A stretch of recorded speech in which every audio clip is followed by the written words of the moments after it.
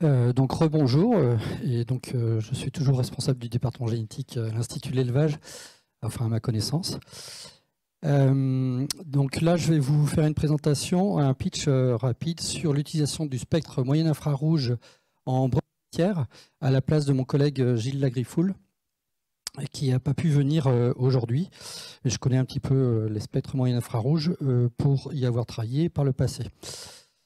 Donc l'objectif, en fait, c'est d'améliorer la gestion des troupeaux de brebis laitières, notamment en début de lactation, où en brebis laitières, il y a une phase d'allaitement en même temps que de la production, avant d'avoir une traite qui part totalement vers la transformation. L'objectif, donc, c'est de mieux valoriser les fourrages, l'alimentation de précision, et puis d'aider à la gestion des brebis et des agneaux. Pardon.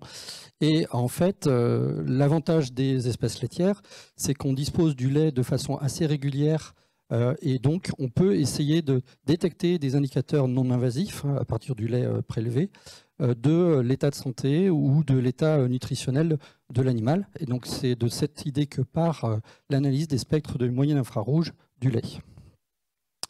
L'objectif est donc de contribuer à proposer des phénotypes d'intérêt liés avec l'efficience. Alors on ne le voit pas, c'est sous l'image. Efficience alimentaire, le métabolisme énergétique en début de lactation et pouvoir peut-être demain les prendre en compte en sélection.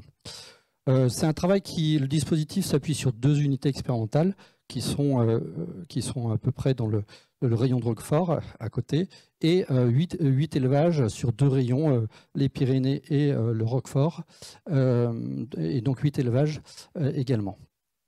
Le principe est relativement simple, même s'il est compliqué à mettre en œuvre, c'est de suivre les animaux avec des prélèvements, des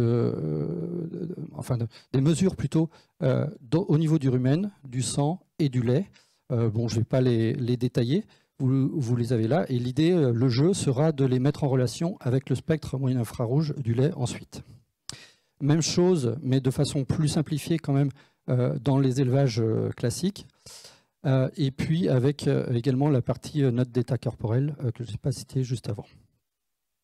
Donc là, aujourd'hui, les phénotypages, donc les mesures en station et en ferme ont été réalisées. Les dosages sont en cours, en particulier autour du BHB et la cétonémie. Et donc la mise en relation va pouvoir débuter avec les spectres du moyen infrarouge pour pouvoir prédire ces différents indicateurs et voir si on arrive à les prédire avec suffisamment de précision.